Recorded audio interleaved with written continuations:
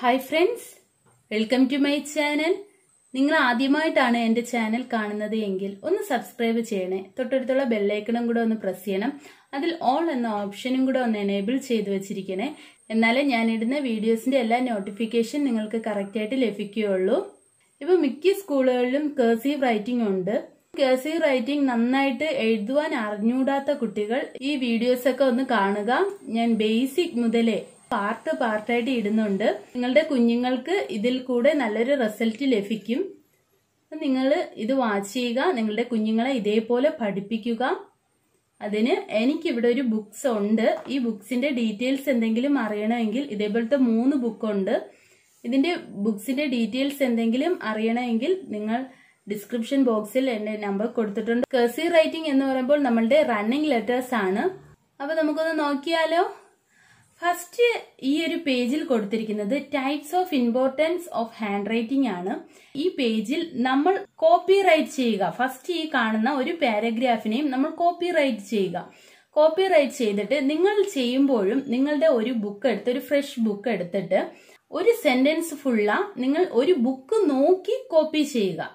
ഇത് നമ്മൾ എന്തിനു ചെയ്യുന്നത് എന്ന് വെച്ച് കഴിഞ്ഞാൽ നമ്മളുടെ ഹാൻഡ് റൈറ്റിംഗ് ഇപ്പോഴെഴുതുന്നതും ലാസ്റ്റ് നമ്മൾ പഠിച്ച് തീരുമ്പോൾ നമ്മളുടെ ഹാൻഡ് റൈറ്റിംഗ് എങ്ങനെ ആകുന്നു, ആ ഡിഫറൻസ്, അതിന്റെ ഒരു റിസൾട്ട് നമ്മൾക്ക് എങ്ങനെ കിട്ടുന്നു എന്നറിയുവാനാണ് നമ്മൾ ഈ ഹാൻഡ് റൈറ്റിംഗ് ഫസ്റ്റ് എഴുതുക. നമ്മളുടെ ഏത് ടൈപ്പ് ആവട്ടെ, നിങ്ങൾ റണ്ണിങ്ങിലാണെങ്കിൽ അങ്ങനെ, അല്ലാതെ ആണെങ്കിൽ അങ്ങനെ. ഞാൻ ഇവിടെ ഇപ്പോൾ കർസീവിലല്ല എഴുതുന്നത്, നോർമൽ ഹാൻഡ് റൈറ്റിംഗിലാണ് എഴുതുന്നത്. കർസീവിലാണ് നിങ്ങൾക്ക് എഴുതാൻ താല്പര്യമെങ്കിൽ കർസീവിൽ ഒരു സെന്റൻസ് അത് കണ്ട് തന്നെ എഴുതുക. കാണാതെ എഴുതല്, നോക്കി കോപ്പി ചെയ്ത് തന്നെ നിങ്ങൾ എഴുതുക. നെക്സ്റ്റ് നമ്മൾക്ക് ഒരു പാരഗ്രാഫ്, നമ്മുടെ ഓൺ സെന്റൻസ് എന്തെങ്കിലും എഴുതുക. ഈ 2 പേജും ഇന്നത്തെ ഡേറ്റ് എഴുതി നിങ്ങൾ സൂക്ഷിച്ചു വെക്കുക ഒരു ബുക്കില്. ലാസ്റ്റ് നമുക്ക് അറിയണം നമ്മുടെ ഹാൻഡ് റൈറ്റിംഗ് മുമ്പ് എങ്ങനെയായിരുന്നു, ഇപ്പൊ നമ്മൾക്ക് എങ്ങനെയാകുന്നു, അതിന് വേണ്ടിയിട്ടാണ്. അപ്പൊ നമുക്ക് സ്റ്റാർട്ട് ചെയ്താലോ. ഞാനിവിടെ ഈ സെന്റൻസ് എഴുതുന്നുണ്ട്. ഇതിപ്പോൾ നോക്കി തന്നെയാണ് നിങ്ങൾ എഴുതേണ്ടത്, നോക്കാണ്ട് എഴുതരുത്. നോക്കി കോപ്പി ചെയ്യുക. നിങ്ങളുടെ ബുക്സിലുള്ളത്, നിങ്ങൾ പഠിക്കുന്നതാകട്ടെ, ഏതായാലും കുഴപ്പമില്ല, നിങ്ങൾ ഒരു സെന്റൻസ് കോപ്പി ചെയ്യുക. കോപ്പി ചെയ്ത് തീർന്നിട്ടുണ്ട്. ഇങ്ങനെ ഒരു സെന്റൻസ് നമ്മൾ എഴുതി തീർന്നു കഴിഞ്ഞു. നെക്സ്റ്റ് നമ്മൾ ചെയ്യേണ്ടത് നമ്മളുടെ ഓൺ പാരഗ്രാഫ്, ഓണില് എന്താകട്ടെ. ഞാനിവിടെ 2 സെന്റൻസ് എഴുതിയിട്ടുണ്ട്. അപ്പം ഇതാണ് എന്റെ കോപ്പി ചെയ്യുമ്പോൾ എന്റെ ഹാൻഡ് റൈറ്റിംഗ്. ഇത് ഞാൻ ഓണായിട്ട് എഴുതുമ്പോൾ എന്റെ ഹാൻഡ് റൈറ്റിംഗ് ഇത്. ഇനി നമ്മൾ കർസീവിൽ എഴുതുമ്പോൾ നമ്മളുടെ ഹാൻഡ് റൈറ്റിംഗ് എങ്ങനെയാണ് എന്നൊന്ന് നോക്കാം. Next types of hand writing ആണ്. നമ്മളുടെ ഏത് ടൈപ്പ് ഹാൻഡ് റൈറ്റിംഗ് എന്ന് നമുക്ക് അറിയാൻ സാധിക്കും. First non joint hand writing ആണ്. അത് നമ്മൾ തനിയായിട്ട്, അതായത് നമ്മൾ റണ്ണിങ് അല്ലാതെ സാധാ ഹാൻഡ് റൈറ്റിംഗ്, ഞാനിപ്പോൾ എഴുതിയത് പോലത്തെ ഹാൻഡ് റൈറ്റിംഗ് ആണ്. നെക്സ്റ്റ് ജോയിന്റ് ഹാൻഡ് റൈറ്റിംഗ് ആണ്. ജോയിന്റ് മീൻസ് നമ്മുടെ റണ്ണിങ് ഹാൻഡ് റൈറ്റിംഗ് ആണ്. കർസീവ് ഹാൻഡ് റൈറ്റിംഗ് ആണ്. തേർഡ് വൺ എന്ന് വെച്ച് കഴിഞ്ഞാൽ മിക്സഡ് ഹാൻഡ് റൈറ്റിംഗ് ആണ്. ചില കുട്ടികൾ എഴുതും കുറച്ച് നോൺ ജോയിനിങ്ങും കുറച്ച് ജോയിനിങ്ങുമായിട്ട് എഴുതും. ഇത് നമ്മുടെ മിക്സ്ഡ് ഹാൻഡ് റൈറ്റിംഗ്. ഇതൊന്നും നമുക്ക് കാണാൻ വളരെ ഭംഗിയുള്ളതല്ല. നെക്സ്റ്റ് നമ്മുടെ കർസീവ് ഹാൻഡ് റൈറ്റിംഗ്, നമ്മളിപ്പോ അതാണല്ലോ പഠിക്കുന്നത്. കർസീവ് ഹാൻഡ് റൈറ്റിംഗിൽ 3 ടൈപ്സ് ഓഫ് ഹാൻഡ് റൈറ്റിംഗ് ഉണ്ട്. Right hand, straight, left hand. ഇതിൽ നമുക്ക് റൈറ്റ് കർസീവും നന്നായിരിക്കും, നമ്മൾ എഴുതുന്നത് കാണുമ്പോൾ നന്നായിരിക്കും, സ്ട്രെയിറ്റും നന്നായിരിക്കും. പക്ഷെ ഒരിക്കലും നമ്മൾ ലെഫ്റ്റ് ഹാൻഡ് റൈറ്റിംഗ് നമുക്ക് നീറ്റായിരിക്കില്ല, ഇത് കാണാനും ഒരു ഭംഗിയില്ല. അതേപോലെ തന്നെയാണ് നമ്മൾ ലെഫ്റ്റിലോട്ട് എഴുതുന്നത്, നമുക്ക് ഒരു നീറ്റ്നെസ് ഉണ്ടാകില്ല. ഇത് രണ്ടുമാണ് നമുക്ക് എപ്പോഴും നീറ്റായിട്ട് നമ്മുടെ ഹാൻഡ് റൈറ്റിംഗ് ഇരിക്കുന്നത്. നമ്മൾ അടുത്ത് പഠിക്കാൻ പോകുന്നത് സ്ട്രോക്സ് ആണ്. ഫസ്റ്റ് നമ്മൾ കുറച്ച് സ്ട്രോക്സും ഇതേപോലത്തതൊക്കെ പഠിച്ചിട്ടാണ് നമ്മൾ ലെറ്റേഴ്സിൽ ABCD ഒക്കെ പഠിക്കുന്നത്. അപ്പം ഈ സ്ട്രോക്സ് ഫസ്റ്റ് പഠിക്കാം. അതിനൊരു 2 ലൈൻ ബുക്കാണ് നമുക്ക് ആവശ്യം. 2 ലൈൻ ബുക്കിൽ ഫസ്റ്റ് സ്ട്രോക്ക് എന്ന് പറയുന്നത് ഒരു സ്ലാൻഡിങ് ലൈൻ ആണ്. അത് ഇടുന്ന പൊസിഷൻ എല്ലാം നമുക്ക് കറക്റ്റ് ആയിരിക്കണം. അതായത് നമ്മൾ ഫസ്റ്റ് സ്റ്റാർട്ടിംഗ് പോയിന്റും എൻഡിങ് പോയിന്റും കറക്റ്റ് ആയിരിക്കണം. അതായത് തൊട്ട് തന്നെ ഇരിക്കണം. നമ്മൾ കുറച്ച് നിറയെ കുട്ടികൾ എഴുതുന്നത് കണ്ടിട്ടുണ്ട്. നമ്മൾ കോപ്പി റൈറ്റിംഗ് ബുക്കിലാണേലും മേളിൽ തൊടാറില്ല, അതേപോലെ തന്നെ താഴെയും തൊടാറില്ല. ഇത് നമ്മൾ ചെയ്യുമ്പോൾ മേളിലും താഴെയും ഒരേപോലെ തൊട്ട് വരാം.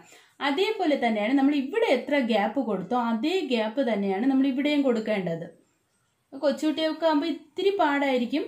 ആ ഗ്യാപ്പ് ഒന്ന് ശ്രദ്ധിക്കണം. ഗ്യാപ്പ് ഒന്ന് ശ്രദ്ധിച്ച് ഒരേപോലെ ഇതിന്റെ ലൈനിന്റെ വെളിയിലും പോകാൻ പാടില്ല. ലൈനിന്റെ അകത്ത് തന്നെ സ്റ്റാർട്ടിംഗ് പോയിന്റും എൻഡിങ് പോയിന്റും ഒരേപോലെ ഇങ്ങനെ ഈ എൻഡ് വരയ്ക്ക് നമ്മൾ വരയ്ക്കണം. ഈ 2 ഗ്യാപ്പാണ് ഞാൻ ഉദ്ദേശിച്ചത്. ഈ ഗ്യാപ്പും നമുക്ക് ഒരേപോലെ കിട്ടണം. ഇതെല്ലാം നമ്മൾ ചെയ്യുമ്പോൾ നമുക്ക് നല്ല ഹാൻഡ് റൈറ്റിംഗ് ലഭിക്കും. ഇത് ഒരു 2 ലൈൻ ബുക്കിൽ തന്നെ നിങ്ങൾ ചെയ്ത് പ്രാക്ടീസ് ചെയ്യണം. എൻഡ് വരെ ഇങ്ങനെ എഴുതണം. നിങ്ങൾ ചെയ്യുമ്പോൾ ഇതൊരു പേജ് ഫുള്ളായിട്ട് ചെയ്ത് പ്രാക്ടീസ് ചെയ്യണം. എൻ്റെ ബുക്സിലാണെങ്കിൽ ഇതിൽ നമുക്ക് വർക്ക്ഷീറ്റ് നിറയെ ഉണ്ട്. 2 ബുക്ക് പോയിട്ട് ഒരു സെറ്റ് വർക്ക്ഷീറ്റാണ് ഉള്ളത്. എൻഡ് വരെ നമ്മൾ എത്തിയിട്ടുണ്ട്. സ്റ്റാർട്ടിംഗ് പോയിന്റും എൻഡിങ് പോയിന്റും ഒന്നും ഗ്യാപ്പ് വരാൻ പാടില്ല. സ്ട്രെയിറ്റ് ആയിട്ട് കറക്റ്റ് ആയിട്ട് ഇരിക്കണം. അതേപോലെ തന്നെയാണ് സ്ലാൻഡിംഗ് ലൈൻ തിരിച്ച് വരയ്ക്കുക. അതും നമുക്ക് അപ്പറിൽ നിന്ന് തന്നെ എടുക്കുക. ലോവറിൽ നിന്ന് സ്റ്റാർട്ട് ചെയ്യരുത്. അപ്പറിൽ നിന്ന് എടുത്ത് ലോവറിലോട്ട് കൊണ്ടുവരിക. ഇവിടെ നമ്മൾ ചെയ്തപ്പോഴും അപ്പറിൽ നിന്ന് തന്നെയാണ് എപ്പോഴും നമ്മൾ സ്റ്റാർട്ട് ചെയ്യുന്നത്. ഗ്യാപ്പ് പ്രത്യേകം ശ്രദ്ധിക്കുക. നമ്മൾ ഗ്യാപ്പ് കൂടുകയാണ് ഇടുന്നെങ്കിൽ ആ കൂടി, കുറച്ചാണ് ഇടുന്നെങ്കിൽ ഞാൻ ഇവിടെ ഇപ്പോൾ ഗ്യാപ്പ് കുറച്ചാണ് ഇട്ടത്. ഇവിടെ അല്പം കൂടെ ഗ്യാപ്പ് കൂട്ടിയിട്ടുണ്ട്. അത് നിങ്ങളുടെ ഇഷ്ടം. നിങ്ങൾക്ക് ഗ്യാപ്പ് കൂട്ടിയിട്ട് പഠിക്കാനാണ് ആഗ്രഹമെങ്കിൽ അങ്ങനെ, കുറച്ചാണ് നിങ്ങൾ ഗ്യാപ്പ് ഇടുന്നെങ്കിൽ അങ്ങനെ. നമുക്കിവിടെ എൻഡ് വരെ എത്തിയിട്ടുണ്ട്. ഒന്ന് കുറച്ച് കാണിച്ചു, ഒന്ന് കൂട്ടി കാണിച്ചു. അത് നിങ്ങളുടെ ഇഷ്ടം. നിങ്ങൾക്ക് ഏതാണ് പഠിക്കാൻ ഈസി ആയിട്ടുള്ളത്. കുറച്ചാണെങ്കിൽ കുറച്ച്, കൂട്ടിയാണെങ്കിൽ കൂട്ടി. അത് നിങ്ങളുടെ ഇഷ്ടം പോലെ നിങ്ങൾ ചെയ്യുക. 2 ചെയ്താലും തെറ്റില്ല. ഇതിലേതെങ്കിലും ഒന്ന് ചൂസ് ചെയ്ത് പഠിക്കുക. അതേപോലെ ഒരു സ്ട്രെയിറ്റ് ലൈൻ, ആ ഗ്യാപ്പും അങ്ങനെ തന്നെയാണ് ഫില്ല് ചെയ്യുക. നെക്സ്റ്റ് നമ്മുടെ ലോവർ പോയിന്റിൽ നിന്ന് അപ്പറിലോട്ട് കൊണ്ടുവന്നിട്ട് അപ്പറിൽ നിന്ന് ലോവറിലോട്ടാണ്. അതേപോലെ തന്നെയാണ് lower to upper, upper to lower, lower to upper, upper to lower. കുറച്ച് വെളിയിൽ പോയിട്ടുണ്ട്. Next upper to lower, lower to upper, upper to lower, lower to upper. Next നമ്മളൊരു സി എഴുതും പോലെയാണ്. ഈ സി ഇത്തിരി വണ്ണം വെച്ചിരിക്കുന്ന സി ആണ്. അത് മാത്രമേ ഉള്ളൂ ഈ സിക്ക് ഒരു ഡിഫറൻസ്. നമ്മൾ സിയു എഴുതി കഴിഞ്ഞു. നെക്സ്റ്റ് സി തിരിച്ചാണ് എഴുതേണ്ടത്. അടുത്ത് ഒരു ഓ ആണ്. നമ്മൾ 0 ആണ്. 0 എഴുതുമ്പോൾ എപ്പോഴും ശ്രദ്ധിക്കുക, സ്റ്റാർട്ടിംഗ് പോയിന്റിൽ നിന്ന് നമ്മൾ തുടങ്ങി എൻഡിങ് പോയിന്റിൽ വന്ന് ജോയിൻ ചെയ്ത് നിർത്തുക. അപ്പോഴാ ഓ കാണാൻ ഒരു ഭംഗിയായിരിക്കും. മറ്റേത് സ്റ്റാർട്ടിംഗ് പോയിന്റ് എവിടെയോ എൻഡിങ് പോയിന്റ് എവിടെയോ എന്ന് പറഞ്ഞ് കൊണ്ട് നിർത്തി കഴിഞ്ഞ് കഴിഞ്ഞാൽ ഒരു ഭംഗിയും കാണില്ല. സ്റ്റാർട്ടിംഗ് പോയിന്റിൽ കൊണ്ട് ഇങ്ങനെ നിർത്തുമ്പോഴും അവിടെ ഫിനിഷിംഗ് ഉണ്ടാവും. ചില കുട്ടികൾ ഓ എഴുതുന്നത് കാണുമ്പോൾ 6 പോലെയാണ് ഇരിക്കുന്നത്. ഇതിപ്പം എഴുതി പ്രാക്ടീസ് ചെയ്യുമ്പോൾ നമുക്ക് അങ്ങനെയൊന്നും ഉണ്ടാവില്ല. സ്റ്റാർട്ടിംഗ് പോയിന്റിൽ കൊണ്ടുപോയി കൃത്യമായിട്ട് ഫിനിഷ് ചെയ്ത് കഴിഞ്ഞാൽ നമുക്ക് നല്ല 0 കിട്ടും. നമ്മുടെ 0യും കഴിഞ്ഞിട്ടുണ്ട്. നെക്സ്റ്റ് എം ആണ്. എം എഴുതുമ്പോഴും ശ്രദ്ധിക്കുക, ഇവിടെ എത്ര ഗ്യാപ്പ് ഉണ്ടോ അതേ ഗ്യാപ്പ് തന്നെയാണ് ഇവിടെ ഇടേണ്ടത്. ഈ 2 ഗ്യാപ്പും ഒരേപോലെ ആയിരിക്കണം. നമ്മുടെ എം ഇവിടെ തീർന്നു കഴിഞ്ഞു. അടുത്ത് നമുക്ക് ഡബ്ല്യു ആണ്. ഡബ്ല്യു ഇതേപോലെ തന്നെയാണ്. ഈ 2 ഗ്യാപ്പും നമ്മൾ ശ്രദ്ധിക്കുക, ഈക്വൽ ആയിരിക്കണം. ഇതും അപ്പറും ലോവറും ഒരേപോലെ ടച്ച് ചെയ്യണം. ടച്ച് ചെയ്യാതെ എഴുതാൻ പാടില്ല. നമ്മളിവിടെ ഒരു 10 സ്ട്രോക്സ് പഠിച്ചിട്ടുണ്ട്.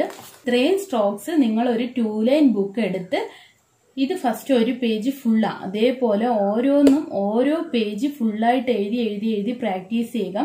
എല്ലാം ഒരു ദിവസം കൊണ്ട് കുഞ്ഞുങ്ങളെ കൊണ്ട് എഴുതിപ്പിക്കരുത്, അവർക്ക് ബോറാവും. കുട്ടികൾക്ക് ബോറാകുന്നത് കൂടാതെ കുട്ടികളുടെ കൈ നോവാൻ പാടില്ല. ഇതെല്ലാം ഒരുമിച്ച് ചെയ്യുമ്പോൾ, നമ്മൾ ചെയ്യുമ്പോഴേ നമുക്ക് കൈ നോവും. ഒരുമിച്ച് എഴുതുമ്പോൾ കുട്ടികൾക്ക് അതിനേക്കാളും വേദന എടുക്കും. അതുകൊണ്ട് പ്രത്യേകം പാരന്റ്സ് ശ്രദ്ധിക്കുക. നിങ്ങൾ എൻ്റെ കുട്ടിയെ പഠിപ്പിക്കാമല്ലോ എന്ന് വിചാരിച്ച് മൊത്തവും ഒരിക്കലും ഒരുമിച്ച് ചെയ്യിപ്പിക്കരുത്. ഇൻട്രസ്റ്റ് ഉള്ള കുട്ടികളാണെങ്കിൽ പഠിച്ചെടുക്കും. ചില കുട്ടികൾക്ക് ഇൻട്രസ്റ്റ് കാണില്ല. അമ്മമാര് പറയുന്നത് വിചാരിച്ച് ചെയ്യുന്ന കുട്ടികളാണെങ്കിൽ അവർക്ക് കൈ സ്വാഭാവികമായിട്ട് വേദന എടുക്കും. അത് കാരണം നിങ്ങൾ പ്രത്യേകം ശ്രദ്ധിക്കുക. ഇപ്പം നിറയെ സമയമുണ്ട് കുട്ടികൾക്ക് ഹാൻഡ് റൈറ്റിംഗ് ഒക്കെ നല്ല രീതിക്ക് പഠിക്കാൻ പറ്റും. ഹാൻഡ് റൈറ്റിംഗ് ആണെങ്കിലും അബാക്കസ് ആണെങ്കിലും നിങ്ങൾക്ക് ഒരിടവും പോവാതെ വീട്ടിൽ ഇരുന്ന് തന്നെ പഠിക്കാൻ സാധിക്കും. അത് കാരണം നിങ്ങൾ കുറേശ്ശെ കുഞ്ഞുങ്ങൾക്ക് അധിക ഭാരം കൊടുക്കാതെ കുറേശ്ശെ ഈ സ്ട്രോക്സ് എല്ലാം ഡെയിലി 2 എണ്ണം വെച്ച് ചെയ്ത് പ്രാക്ടീസ് ചെയ്യുക. ഇത് നീറ്റായിട്ട് പഠിച്ചാലേ കുട്ടികൾക്ക് അടുത്തത് നന്നായിട്ട് ചെയ്യാൻ വരുള്ളൂ. അപ്പം ഒന്ന് ശ്രദ്ധിച്ച് നല്ല രീതിക്ക് പഠിപ്പിച്ചു കൊടുക്കുക. ഇത് കഴിഞ്ഞിട്ട് നമുക്ക് അടുത്ത ക്ലാസ്സിൽ നമുക്ക് ക്യാപിറ്റൽ ലെറ്റർ ABCD തുടങ്ങും. നമ്മൾക്കിപ്പോ സ്ട്രോക്സ് എന്ന് പറയുമ്പോൾ അത്രയേ ഉള്ളൂ. അടുത്ത് നമ്മൾ ക്യാപിറ്റൽ ലെറ്റർ തുടങ്ങും. അടുത്ത് നമ്മൾ റണ്ണിങ് ലെറ്റേഴ്സ് പഠിക്കുമ്പോഴേ അടുത്ത സ്ട്രോക്സ് തുടങ്ങുള്ളൂ. നിങ്ങൾ നിങ്ങളുടെ കുട്ടികളെ നീറ്റായിട്ട് പഠിപ്പിക്കുക. ഇപ്പൊ നിങ്ങൾക്ക് ധാരാളം സമയമുണ്ട്. നിങ്ങൾ കുഞ്ഞുങ്ങൾക്ക് പഠിപ്പിച്ചു കൊടുക്കുക. നിങ്ങളുടെ ഫ്രണ്ട്സിനും കൂടെ ഇതൊക്കെ ഒന്ന് ഷെയർ ചെയ്ത് കൊടുക്കുക. അവരും പഠിക്കട്ടെ ഇതൊക്കെ. നിങ്ങൾ ലൈക്ക് ചെയ്യാനും കമന്റ് ചെയ്യാനും നിങ്ങൾക്ക് എന്ത് ഡൗട്ട്സ് ഉണ്ടെങ്കിലും ചോദിക്കാനും നിങ്ങൾ മറക്കരുത്. അബാക്കസിലാവട്ടെ ഹാൻഡ് റൈറ്റിംഗിലാവട്ടെ എന്ത് ഡൗട്ട്സ് ഉണ്ടെങ്കിലും നിങ്ങൾ ചോദിക്കുക. Okay friends, thank you for watching. Please like, subscribe, comment and share to your friends.